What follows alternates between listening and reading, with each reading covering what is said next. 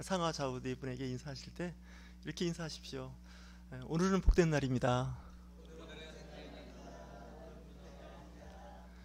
또 한 번 하겠습니다. 복받은 자로 삽시다. 신앙생활 하실 때 그 복을 누리고 기쁘게 사는 삶이 참 중요합니다. 신앙생활 잘못하면 우울해집니다. 왜냐하면 말씀대로 살지 못하니까 늘 이제 미안함을 지나쳐서 이 죄책감으로 가게 되는데, 말씀대로 사는 사람 한 명도 없습니다. 하지만 이제 말씀대로 살려고 노력하는 거죠. 그래서 작년보다는 올해보다는 내년이 더 좋아지는 그런 삶을 살려고 노력하면 되는 거죠.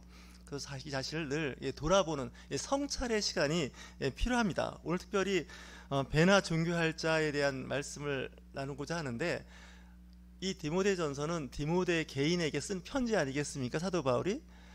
그래서 이제 그 예배소 담임 목사로 있던 디모데에게 편지를 썼습니다. 편지를 썼는데 오늘 5장의 그 17절의 말씀을 보면, 잘 다스리는 장로들은 배나 존경할 자로 알되 말씀과 가르침에 수고하는 이들에게는 더욱 그러할 것이니라 라고 권면을 합니다.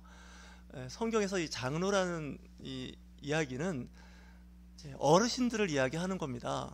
연장자하고 교회 어르신들을 이야기하는데, 또 일부에서는 목회자도 포함이 된다고 합니다. 그래서 베드로가 쓴 서신이나 요한이 쓰신 그 서신에 보면 장로된 나 베드로는 이렇게 또 하고, 장로된 나 요한은 이렇게 편지에 쓰는 것은 그 당시 이제 그 예수님의 제자들이 순교를 금방 한 게 아닙니다. 최소한 60세 이상 어느 정도 이제 사실만큼 사신 상태에서 순교를 했기 때문에 그 정도 되면 그 교회에서 장로라는 위치에 있었던 거죠. 그러니까 목사님이면서 또한 그 목회자가 연륜이 쌓여서 장로의 위치에 있었던 거죠. 그래서 이 장로교회에서는 그런 이야기를 합니다. 장로님들이 두 종류의 장로님이 계셨는데, 한 분은 가르치는, 그러니까 설교하는 장로님이 계셨고, 한 분은 교회 살림을 책임지는, 그러니까 치리하는 장로님이 계셨는데, 나중에 설교하는 장로님은 이제 목사님이 된 거고, 이제 치리하고 관리하고 교회를 잘 섬기는, 관리하는 그 장로님은 현직 장로님이랍니다. 그런 이야기를 합니다. 또 어느 교단에서 또 장로라는 직분이 없는 경우도 있는데, 그다지 뭐 이렇게 중요한 건 아니지만 교회에서 어르신들이 있다는 거죠. 그 어르신들에 대해서 사도 바울은 오늘 편지에서 이야기를 하는데, 잘 다스리는 장로 이렇게 돼 있는데요. 그러니까 소위 말하는 치리라고 그러죠. 다스릴 치자를 써서 치리를 잘 하시는, 그러니까 성도들 사이에서 모범이 되는 장로님들, 그죠?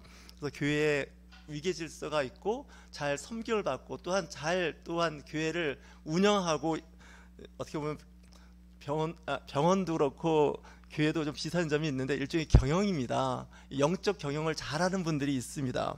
그래서 갈등이 있는 곳에 갈등이 생기지 않도록 예방하고 있으면 또 이걸 잘 풀어낼 수 있는 능력이 있는 분들이죠. 잘못하면 이제 반대로 되는 경우도 있는데 조심해야 됩니다. 그래서 특별히 그 말씀과 가르침에 수고하는 이들에게 하니까, 앞에는 잘 다스리는 장로들 이렇게 표현을 하고, 또 말씀과 가르침에 수고하는 이들에게 더욱 그리할지니라 이렇게 이야기를 하는 거 봐서는 이 두 가지를 같이 겸해서 하는 경우입니다. 그러면서 18절을 보면, 곡식을 밟아 떠는 소의 입에 망을 씌우지 말라. 여기서 성경이라는 건요, 구약 성경을 이야기하는 겁니다. 왜냐하면 신약 성경이 완성되기 전 초대 교회에서 일어났던 일들이기 때문에 구약 성경에도 그와 같은 말씀이 있는데, 소가 밭을 쟁기질로 갈고 그럴 때 가끔 소가 살짝 한눈 팔면서 뭐 이렇게 보리이삭, 밀이삭을 싹 핥아먹어도 좀 뭐라고 하지 말라는 거예요. 좀 말이 좀 이상하지만, 그 소같이 일하는 동물들도 그 여물 같은 걸 먹이면서 관리를 해주지 않습니까? 그런 것처럼 이 교회 공동체에서 일하는 사람들에 대한 섬김을 이야기하고 있는 겁니다. 그러면서 그 삭을 받는 것이 마땅하다라고 이야기합니다. 그래서 삭이라는 것은 거기에 대한 보수입니다. 이 보수인데, 잘못하면 이게 오해받기가 딱 좋습니다. 목사님을 욕하는 방법 중에 하나가 있는데, 이런 말을 하더라고요. 사꾼 목사라는 말 들어보셨습니까? 한번 옆에 계신 분들에게 쿡 찔르면서, 혹시 사꾼 목사라는 말 들어본 적 있습니까? 저는 많이 들어봤습니다. 이 사꾼 목사라는 게 뭐냐면, 예, 좀, 원래 뜻은 그런 뜻은 아니었던 것 같아요. 삭을 받는 목회자라는 뜻이에요. 그러니까 뭐 전도사, 선교사, 목사님, 교회 전임 사역자, 뭐 교회 간사, 교회 일을 전문적으로 하는 분들이 있습니다. 그래서 일반 직장인처럼 출근해서 퇴근해서 일하는 분들이 있는데, 그런 분들한테 삭을 주지 않습니까? 그러니까 사꾼인 겁니다. 사꾼인데 우리는 좀 부정적인 의미를 부여하는데, 그러니까 어떤 사명이나 소명감이 없이 그냥 월급 받기 위해서 일하는 그런 사람이란 뜻에서 좀 비아냥하듯이 이제 하는 말이어서 그렇지, 원래는 그거 일하는 거에 대한 보수는 있습니다. 자원봉사, 뭐 자비랑 선교, 뭐 이런 말도 있지만 사실 이런 일은 오래 못 갑니다. 왜냐면 아주 여유 있고 넉넉한 사람들은 괜찮지만 그렇지 못한 사람들은 쉽지가 않습니다. 과거에 우리보다 믿음의 선배였던 목회하시는 분들이 상당히 가족 관계가 망가져 가지고 어려움을 겪는 걸 제가 종종 보기도 했고, 소문을 들었는데 그 이유가 뭔가 했더니, 아버지가 목사님이면서 사역할 때 가정을 돌보지 않고 교회 일에만 인생을 전부 다 걸은 겁니다. 그러니까 앉으나서나 교회 걱정하고 교회에 관련된 일을 하다 보니까 가족을 돌보지 않은 거예요. 쉽게 이야기하면 아들, 딸을 관리 안 한 거예요. 돈 있으면 교회 갖다 내고, 돈 있으면 교회 어려운 사람들 구제하고, 그러다 보니까 내 가족, 내 자녀가 이게 관리가 안 된 거예요. 그러다 보니까 자녀들이 화가 나는 거예요. 우리도 정말 너무 힘든데 아버지는, 제가 아는 목사님 한 분이 그러더라고요. 자기 아버지가 목사님이었는데 어릴 때 부흥 강사로 부흥회를 많이 다니셨는데, 그 부흥회에서 이제 하면은 부흥회 했다고 사례비를 받으면 집에 갖고 온 적이 없다는 겁니다. 그래서 어떻게 된 거냐 했더니 다 그 교회에다 그냥 다 드리고 왔다는 거예요. 그러니까 이제 목사님 가정은 너무 힘들었다는 거예요. 너무너무 힘들었는데 팔남매라고 그러더라고요. 얼마나 힘들었겠어요. 남편이, 아빠가 목사님인데 돈을 안 벌어오는 거예요. 뭐 교회에서 받는 사례비는 뭐 거의 없다고 볼 수밖에 없는데 그러는 거예요. 그러니까 혼자 좋은 목사님이 된 거예요. 그죠? 교회나 다른 사람들한테는 좋다고, 정말 이슬만 먹고 사시는 목사님 같다고 그랬는데, 정작 불만은 어디서 쌓였냐? 이 자녀들, 아내가 스트레스를 엄청 받은 거예요. 그래서 정상적인 기본적인 생활도 못할 정도로 힘들어지니까, 그래서 가끔 이탈 행위가 나타나기 시작했던 거예요. 우리 아버지 위선자라고. 왜 위선자냐? 다른 사람들한테는 그렇게 잘하고 또 좋은 말도 많이 듣는데, 정작 우리 집에서는 그냥 우리를 너무 정말 자식이 아니라 완전히 남보다 더 안 좋은 상태로 상대한다, 뭐 이런 얘기를 듣고 자란다는 거예요. 그러다 보니까 아버지가 없는 가정, 이렇게 돼버린 거예요. 그래서 큰 목회를 하신 분들이 그런 일들이 특히 많았습니다. 큰 사업과 기업은 다 했는데 문제는 뭐냐면 가족들이 엉망인 거예요. 왜 가족들이 엉망이냐? 아버지는 나가서 정말 선한 일 많이 하고 기부도 많이 하고 좋은 일을 많이 했는데, 아버지가 아들, 딸한테는 단돈 10,000원 한 장 주는데 인색한 거예요. 그럴 수 있지 않습니까? 사역자들이 자칫 잘못하면 밖에서는 인정받고 사랑을 받고 존경받는데 정작 집에서는 그렇지 못한 거죠. 인정하시죠? 네, 인정하셔야 됩니다. 여러분들 지금 제발 그러지 않았으면 좋겠어요. 5월달 가정의 달이라고 하는데 왜 그러냐면, 교회에서 전도사님들이, 부교육자들이 더 가정이 안 좋아요. 왜 안 좋냐면, 담임 목사는 그래도 힘들어도 여유가 있습니다. 담임이니까. 근데 부교육자나 전도사님은 정말 힘듭니다. 제가 봐도. 저도 좀 잠깐 해봤는데 이게 눈치가 팔단해야 되는 거예요. 이 전도사, 부교육자는요, 이게 정말 내 몸이 내 몸도 아니에요. 출퇴근도 없고 하여튼 뭐 그래요. 그러다 보니까 정작 가정이나 자녀들을 돌볼 때 정말 너무 힘들어요. 심지어는 우리 엄마는 목사도 아니고 전도사도 아니라고 하는 그 딸 이야기도 저는 직접 들어봤어요. 왜? 교회만 가서 산다는 거예요. 우리 밥도 안 차려준다는 거예요. 어릴 때. 사실 이거 쌍방 책임이에요. 담임 목사가 첫째 책임이에요. 교육자들 보고 좀 그렇게 교회 오래 있지 말고 일 끝나면 빨리 집에 가서 애들 돌보고 남편 밥 해주고 빨래 해주고 좀 집안일 좀 신경 쓰라고. 어느 목사님이 이제 그런 얘기를 하신 기억이 있는데, 이름 되면 알만한 분이세요. 그분이 크리스마스 이브 날이면 부교육자들을 다 일찍 집에 보낸대요. 왜냐? 교회는 이 부목사님, 전사님, 간사가 일 안 해도 하나님이 하신다는 거예요, 교회는. 근데 당신 가정은 당신이 돌보지 않으면 그거 누가 돌보냐는 거예요. 크리스마스 이브 날 부교육자들이 얼마나 바쁘겠습니까? 각종 행사가 다 있는데. 근데 빈말이라도 그렇게 해주는 담임 목사가 있으면요, 그분 좋은 분입니다. 우리는 말로 매를 버는 사람이 있고요, 말 한마디로 천냥빚을 갚는 사람들이 있습니다.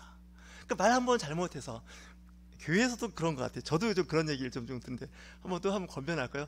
말 좀 이쁘게 합시다. 상하차고 얘기하면 좀 말 좀 이쁘게 합시다. 저도 이게 잘 안 돼서 가시도친 내지는 이렇게 미운 말만 골라서 하는 게 아니라 그 앞에다가 얄자를 붙여서 얄미운 말을 한단 말이에요. 물론 이제 은근히 싫고 그 사람에 대해서 뭔가 책망하고 싶을 때는 그렇게 말하는 경우가 있어요. 요즘에 이제 폭력도 이제 나름인데, 옛날에는 뭐 주먹이나 뭐 이런 걸 써서 폭력이라고 하는데, 요즘에 언어의 폭력이라고 해서 확대를 합니다. 그러니까 언어의 폭력이 가정에서 가장 많이 일어납니다.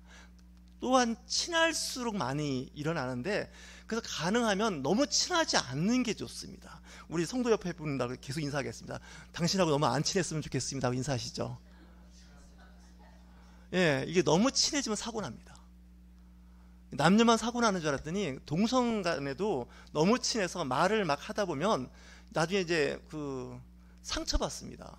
거리를 잘 유지해야 되는데 쉽지가 않습니다. 좀 동물 비유를 하면 고슴도치 사랑이라고 들어보셨죠?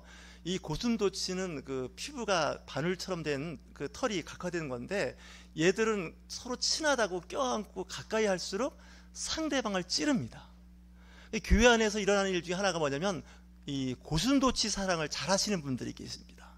적당한 거리를 두고 하면 좋은데, 너무 가까이 하다 보니까 그 상대방의 모난 부분, 가시 같은 부분이 나를 찌르게 하는 거 아니겠습니까? 제가 이 말씀을 드리면서 제가 스스로 참 깨닫는 게, 제가 그거하거든요. 저하고 너무 친해지시면 안 됩니다. 약간 적당히 멀어지고 적당히 해야지. 저도 어느 정도 친해지면 그냥 여과 없이 이제 말을 하게 되고, 그러다 보면 이거 뭐 아니네 이렇게 되는데, 그래서 여러분들 이제 사실만큼 사셨잖아요, 인생을. 그래서 자기 자신을 어느 정도 압니다. 저도 모임이 있으면 개근하듯이 모임이 안 나갑니다. 왜냐하면 너무 자주 나가면 안 좋더라고요. 적당히 일부러 빠져야 됩니다.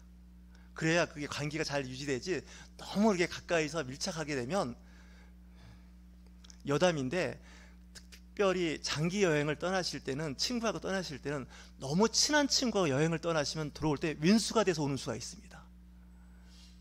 윈수하고 떠나는 일은 거의 없겠지만, 친한 친구들하고 여행을 다니면 가서 정말 험한 거를 다 경험하고 와서는 아예 관계가 나빠지는 거예요. 그래서 우리 교회는 단체로 어디 안 놀러 가는 겁니다. 2박 3일 안 갑니다. 1박 2일은 가도. 왜냐? 이게 쉽지가 않습니다. 친해진다는 게 이렇게 두렵습니다. 이 교회 공동체 안에서도 자칫 잘못하면 이 말에 굉장히 상처를 받습니다. 친해지면 성도 간에 이제 말을 놓아서 하기 시작합니다.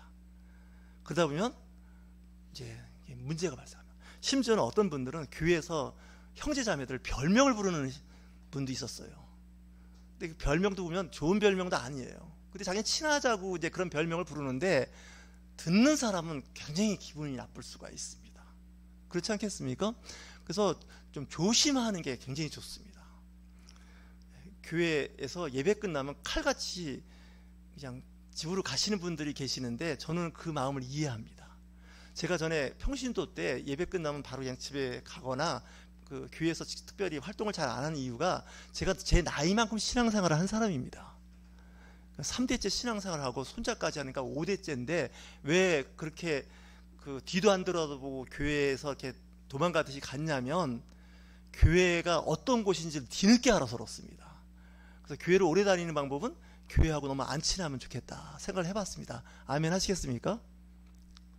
오늘 이후부터 다 끝나면 다 집으로 그냥 다 가실 것 같은데, 인사도 안 하고 축도 중에 그냥 사라지는 분들이 다 그런 과가 아닌가 이런 생각이 드는 거잖아요. 왜 그러냐면 이 신앙 공동체가 사실 쉽지가 않습니다. 공을 들이고 잘해도 쉽지가 않아요. 정말입니다. 그래서 이 교회에 직분자가 세워진다는 것은 그 피스메이커로서 평화를 만드는 사람이 되어야 됩니다. 오늘도 직분자가 세워지고 또 여러 가지 맡은 어떤 책임 있는 자리를 맡게 되시면 나는 평화의 사람이 되어야겠다라고 생각을 하셔야 됩니다. 그 프란치스코, 아시스의 프란치스코가 그 평화의 기도 아시죠? 노래에도 있는데 그걸 잘 묵상해 보십시오. 저도 화장실 앞에다 이렇게 그걸 프린트해서 붙여놓은 적이 있습니다. 그래서 그걸 이제 늘 묵상하고 했는데 묵상한다고 되는 건 아니더라고요. 막 피가 끓어오른다고 해서 금식한다고 해서 성질머리가 죽는 게 또 아닙니다. 그거 해도 하루도 못 갑니다. 20일 금식하고 이제 내 성격, 이 모난 성격, 거친 성격 이거 다 고쳤다 그러는데 하루만 지나면 다 드러납니다. 다 다시 살아납니다. 사도 바울도 그의 서신에 보면 나는 날마다 죽노라라는 말이 난 이런 생각이 듭니다. 날마다 내가 죽어야 되는데, 그죠? 근데 아침에 눈 떠보면 또 살아있는 겁니다. 그러니까 날마다 죽는 거예요. 저도 기도하는, 가장 기도 많이 하는 그 내용이 뭘까요? 제가 가장 기도 많이 하는 게 우리 교회 부흥하고 성장해달라고 기도할까요? 아닙니다. 제가 기도할 때 제일 많이 하는 기도가 제가 제 기도를 오픈하겠습니다. 어디 가서 말 많이 하지 않고 말 조심하게 해달라고 기도합니다. 근데 그 응답이 지금도 안 되고 있다는 거 아닙니까? 얼마나 오래 했겠습니까? 꼭 바깥에 나가서 말하고 오면 이게 잠잘려고 그러면 정말 너무 후회되는 거예요. 심지어는 그 모임에 안 나갔어야 되는데, 안 나갔으면 그 말 안 하는 건데 왜 거기 가서 그 말을 해가지고 관계를 이렇게 좀 어렵게 하고 왔나, 이런 생각이 자꾸 저를 힘들게 하는 거예요. 주님, 이번만은 가면 말 적게 하고요, 좀 말 조심하고 오게 하세요. 이렇게. 어제도 갔어요. 사실 오늘 굉장히 행사가 있는데 어제도 갔는데 기어이 거기서 또 사고 치고 왔어요. 이게 안 돼요. 그냥 날마다 죽는다 그러는데 이게 날마다 이거 좀 해야 되는데 진짜 참아야지 하는데도 딱 누가 건드리면 그 뒤에 또 얘기를 하는 거잖아요. 근데 여러분, 오늘 직분 맡는 분들 중에도 이 직분 감당할 수 있나, 이거 어떡하지, 막 이렇게 생각하는데 너무 걱정 안 하셔도 돼요. 그냥 그런가 보다 하고 살아야 돼요. 진짜예요. 나아지지 않아요.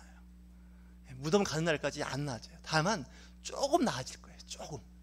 제가 고촌에서 중학생들 한 60명 그때 사역할 때 중학생들이 입만 열면 거짓말을 해요. 입만 열면 욕을 해요. 중학교 학생들은. 근데 이제 거짓말을 얼마나 심하게 했냐면 제가 1년 동안 속아왔어요. 그 아이가 이름이 뭐냐때 이름을 뭐라고 얘기를 하는데 1년 동안 그 학생 이름이 그 이름인 줄 알았어요. 1년쯤 지나는데 그 학생이 이러더라고요. 목사님한테 자기가 사실을 고백할 게 있대요. 그래서 뭔데 그랬더니 용서해 줄 수 있냐, 그래서 용서해 주겠다고 그랬더니 뭐라고 하는지 아세요? 제 이름이 그 이름이 아니라는 거예요. 세상에. 근데 그 중학생도 좀 그렇지만 그 친구들이 더 나쁜 것 같아요. 그 친구들도 다 알 거 아니에요.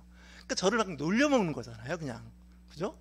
그러니까 목사님을 속인다는 거가 그렇게 재밌나 봐요. 엄청 속았어요. 뭐 이루 말로 할 수 없어요.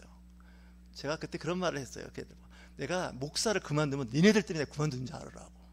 이 중학생들이 얼마나 정말 사고를 치는지 교회 불까지 일러가고 모르셨을 거예요. 그죠? 불도 껐어요. 그리고 컵라면을 이렇게 나눠주면 컵라면을 물을 먹다가 그걸 쏟아요. 바닥에 쏟아요. 근데 이런 데 쏟는 건 괜찮아요.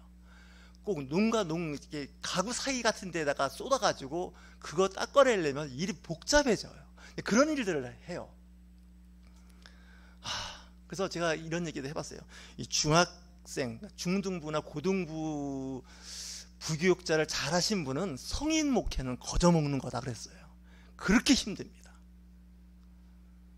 아주 그 3D 업종 중에 하나가 중등부 교사나 전도사를 하는 겁니다.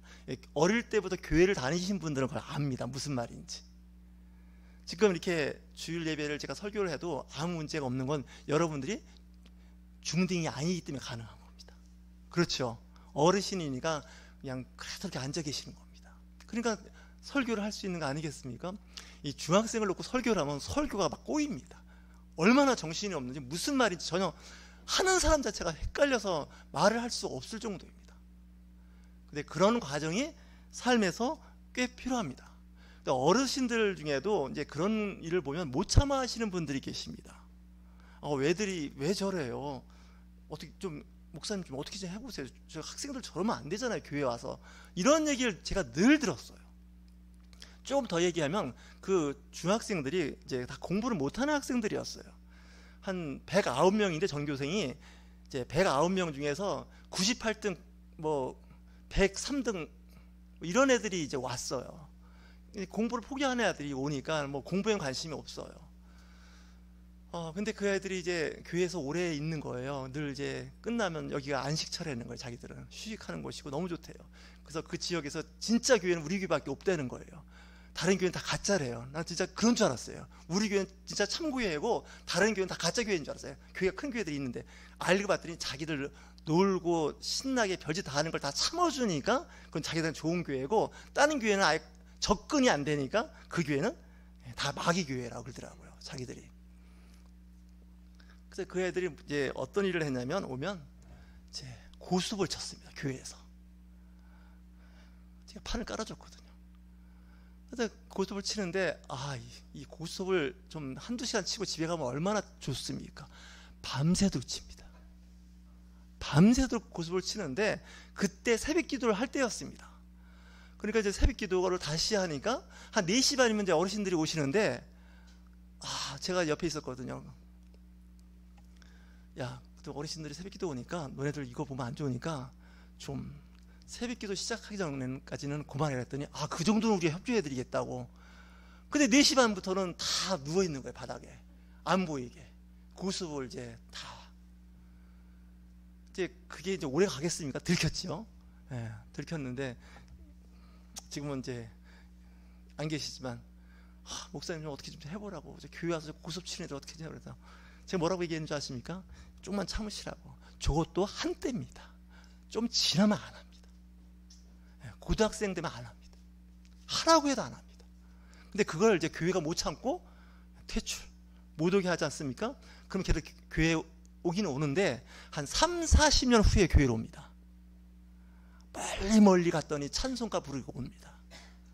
그러니까 교회가 좀 그걸 잘 참아주면 좋은데, 저도 성장 과정에서 그런 일을 많이 봤거든요. 교회가 못 참아주더라고요. 장로님들이 그걸 용서 못해요. 안 된다는 거예요. 교회를 이렇게 하면 안 돼요. 동네에서 저도 소문났었어요. 그 동네에서 목사님이 어떻게 교회에서 이렇게 애들을 그런 식으로 방치하시느냐고. 동네 사람들한테, 사실 그 지역에 있을 때 교회가 부흥 안 되는 이유가 그게 있었습니다. 소문이 나쁘게 났습니다. 어떤 분은 경찰에 신고하겠다고까지 한 적이 있습니다. 15년 동안 온 게 이제 우리 권사님 기도에 있지만, 이게 만만치 않은 여정을, 교회도요 처음에 설립돼서 3579 없어집니다. 15년까지, 이때까지 교회가 이렇게 존속됐다는 것은 하나님의 은혜고 여러분들의 기도와 힘들었지만 잘 참아 주셨던 겁니다. 큰 교회도 아니고 작은 교회 와서 앉아 있다는 자체가 쉽지가 않습니다. 여러분, 중소기업 오래 다니기 쉽지가 않습니다. 그렇지 않습니까? 또 큰 대기업에서 스카우트 제의도 들어오면 큰 데로 가고 싶죠. 솔직히 저도 목회하면서 큰 교회에서 오라 그러면 가고 싶다니까요. 그렇지 않겠습니까? 목사님 오시면 아파트 하나에 차 한 대에 사례비 연봉 얼마 해서 드릴 테니까 우리 교회로 오십시오. 그랬는데 다행히 부르는 교회가 하나도 없어서 이렇게 있는 게 은혜입니다. 여러분 다 마찬가지 아니겠습니까? 인간적인 거죠. 저는 좀 오늘 말씀이 좀 굉장히 인간적인 설교를 하는데, 저는 이런 생각을 합니다. 가장 인간적인 사람이 가장 성경적입니다. 믿으십니까? 가장 인간적인 사람이 가장 성경적이고요, 하나님의 사람입니다. 근데 사람이 워낙 타락하는 이후에 원래 사람의 모습을 잃어버려서 그렇습니다. 근데 원래 사람은 참 좋습니다. 저는 믿음이 참 좋으시네요, 신앙이 좋으시네, 이런 것도 있지만 저는 이런 말도 좋아합니다. 참 인간적이시네요, 이렇게 하는 게 좋습니다. 그렇지 않습니까? 아주 정말 인간미가 넘친다고 그러죠. 인간미가 넘친다고. 휴머니티가 있다고 그러지 않습니까? 그게 정말 좋은 거예요. 넌 정말 사람 같다 이렇게 해야 되는데, 저건 사람도 아니야, 전 사람 되게 틀렸어, 이거는 진짜 요거 아니겠습니까? 그러니까 교회에서도 하나님의 사람이 된다는 건요, 정말 사람의 원래의 모습을 회복하는 거죠. 교회는 그걸 가르치고 또한 권면하는 거 아니겠습니까? 그러니까 오늘 이 디모데에게 쓴 편지를 자세히 보시면 굉장히 인간적인 편지입니다. 신성이 있는 하나님의 영적인 편지이고 내용이지만, 또 한편 뒤집어 보면 굉장히 인간적이지 않습니까? 잘 다스리는 장로들에게 2배 이상 더 존경하라는 거예요. 더 잘 섬기라는 거예요. 마치 소가 밭을 갈면서, 아니면 뭐 맷돌을 돌리면서 연자방하겠죠? 그 하는 일에 대해서 적절한 보수를 이야기하고 있는 거예요. 그러니까 오늘 이렇게 말씀을 보면 상당히 인간적입니다. 그리고 마지막에 보면 장로님에 대한 그 고발이 있을 수 있지 않습니까? 이 장로에는 전도사, 목사도 해당이 됩니다. 그래서 목사님이나 장로님이나 뭐 권사님, 교회 중직자들에 대한 비평이나 불만이 있을 때는 2사람 이상의 증인이 필요하다라고 얘기하는 것이 그 교회의 지도자, 영적인 리더를 보호해 주는 겁니다. 왜? 사람은 실수를 하거든요. 그렇지 않습니까? 목회자가 되고 나면 실수 안 할까요? 실수합니다. 직분자가 됐다고 해서 실수가 없는 게 아닙니다. 있지만 일반인들보다 더 관대하게 좀 해주는 거죠. 또 직분자들은 근신하고 늘 깨어 있어야 됩니다. 이 일과 이 행동이 자칫 잘못하면 우리 교회 공동체에 혹시 누가 되지 않을까, 하나님한테 영광은 고사하고 하나님께 혹시 그 피해를, 하나님의 이름을 망령되게 일컬지 말라고 제2계명이 있는데 나 때문에 혹시 하나님이 요구도 먹는 거 아닐까, 이렇게 생각을 하면 좀 처신을 조심하게 됩니다. 저도 이렇게 사람인지라 이제 뭐 이렇게 막 하고 싶은 일들이 있는데, 그 일 중에 상당 부분은 혹시 내가 이 일을 함으로 인해서 우리 교회나 또 다른 사람들한테 나쁜 영향력을 주는 것이 아닐까, 전도를 막고 선교를 막는 일이 될 수 있거든요. 지금 우리나라 전도하고 양육하기가 참 어려운 사회적 구조를 갖고 있는 것이 사실은 그리스도인들이 제가 보기에는 처신 잘못해서 그렇습니다. 기독교를 완전히 그냥 이상한 종교로 변질시켜 놨습니다. 본인은 그게 정의라고 생각하는지 모르지만 우리가 볼 때 정의 아닙니다. 교회를 완전히 정말 쓰레기통에 집어넣는 행동들을 하고서도 전혀 창피한지도 부끄러운지도 모르고 막 그럴 때마다 이거 어떻게 해야 되나, 이런 생각을 할 때가 있습니다. 그렇다고 해서 뭐 기독교가 뭐 이렇게, 근데 역사적으로 다 그런 일들이 있었습니다. 그래서 여러분 특별히 저처럼 기도하실 때 이런 기도 꼭 하십시오. 말 좀 조심할 수 있게 도와주세요 라고. 저는 정말 꼭 합니다. 특히 어떤 모임이나 누구를 만나러 가면 그걸 꼭 합니다. 특히 저한테는 아주 약점입니다, 그게. 그래서 하는데도 불구하고 좀 전보다는 많이 나아졌는데, 그리고 또 좀 말이 거칠거나 험한 말이 나올 수 있는 장소는 안 갑니다, 이제는. 왜? 거기 가면 그렇게 되거든요. 여러분 술 안 마시지 않습니까? 근데 여러분들 친구들이 술집에 자꾸 가면요, 자꾸 술 냄새 맡게 되지 않습니까?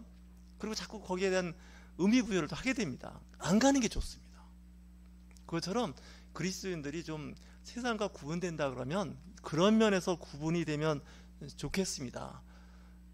그러니까 여러분 완벽해서 잘해서가 아니라 좀 그런 부분이 있습니다. 제가 오늘 양복을 입고 저도 넥타이를 메고 설교를 하는 입장인데, 저는 가끔 주변 사람들한테 좀 옷을 좀 잘 좀 입었으면 좋겠다라는 말을 합니다. 기왕 권면을, 마지막 권면을 하겠습니다. 옷 좀 잘 입으십시다. 왜 그러냐면 옷을 잘 입었을 때 행동거지와 옷을 그냥 이렇게 편하게 입었을 때 행동거지가 완전히 다릅니다. 남자들 아시는 것 같이 예비군복 입혀놓으면 이 사람이 아닙니다. 아시다시피. 그죠? 근데 그분들이 아침에 또 일어나서 출근할 때 넥타이 메고 출근하면 그 예비군 훈련장에 가서 하지 안 합니다. 그 마음 자세거든요. 옷을 깨끗이 잘 입고 또 깨끗이 씻고 그러면 행동과 태도가 그렇게 방향을 이제 잡아가는 거 아니겠습니까? 여러분 사극을 보거나 어떤 의전에 가면 다 거기에 오신 분들이 그런 어떤 의식을 갖추지 않습니까? 저도 주일날이면 이렇게 가다가 양복 입고 이렇게 걸어가는 분들이 있으면 저분은 아마 교회 갔다가 가시는 분이구나라는 걸 알 수 있는 것이 그 사람의 복장에서 그걸 알 수가 있습니다. 그러니까 뭐 평상시는 편리한 옷을 입지만 또 어떤 그 내가 중요한 그런 의식이 있는 자리에는 그렇게 해서 가야 되지 않습니까? 오죽하면 성경도 예복을 입지 않은 사람은 바깥으로 내보내라는 얘기를 합니다. 준비가 아닌데 그게 비단 옷만 해당되는 게 아닙니다. 그 마음입니다. 그러니까 교회는 예배 시간에만 예배 드리는 것이 아니라 집에서 떠나오기 전 씻을 때부터 일어나 씻을 때부터가 예배입니다. 교회 오다가 누구를 만나서 길에서 옆에 운전하는 사람하고 창문 내리고 욕을 하고 왔다. 예배 망친 겁니다. 사실은. 그렇지 않습니까? 부부싸움을 하고 왔다. 그런 것도 마찬가지죠. 저는 그래서 부부싸움 안 하려고 오늘은 각자 차 갖고 왔습니다. 꼭 주일날이면 같은 차 타가지고 목회자 사생활 너무 털어놓으면 불리한데 할 수 없습니다. 그래서 너무 이렇게 같이 올 때 불편하면 당신 차 갖고 가고 난 지하철 타고 갈게. 이게 그 하루를 은혜스럽게 보내는 날이에요. 그러니까 좀 머리는 그냥 다니는 게 아니에요. 생각하고 잘 보고 다니셔야 돼요. 그래서 가능하면 그렇지 않도록. 그래서 오늘 오후 2시에 이제 직분 예식이 있을 텐데 중요한 행사입니다. 15년 만에 또 하는 거 아닙니까? 제가 전에 한번 그 안수 집사님과 그 집사님이 세운 그 사진을 봤더니 2018년에 했더라고요. 그래서 이게 안수 집사 되는 분 한 분 있는데 저분이 7년째 되는 해 안수 집사가 된 거예요. 2018년이나 됐죠? 그러니까 25년이니까 그렇게 된 거죠? 7년인가요? 네, 정확히 7년 같아요. 그러니까 7년 동안 눈여겨봤는데 행동은 별로 나아진 것 같지는 않은데 헌금은 잘하더라고요. 죄송합니다. 하여튼 간에 그 사람이 다 잘하지는 않아요. 못하는 것도 있고 잘하는 것도 있고 다 있어요. 하지만 인정하다 보면 또 거기에 자리가 또 그 사람을 만들어줘요. 그러니까 목사 이전에는 저 사람 막 하다가 목사 되고 나더니 사람이 저도 그 선배님들이 가끔 그 바깥에서 만나면 그래요. 이제는 목사 티가 좀 나는 것 같다고. 그게 무슨 얘기냐면 그 오랫동안 그 자리에 있으면 그 자리에 맞춰져 가요. 말하는 거, 행동 거지도. 저와 여러분 하나님 앞에 성숙한 모습의 그 직분자가 되시길 주의 이름으로 축원합니다.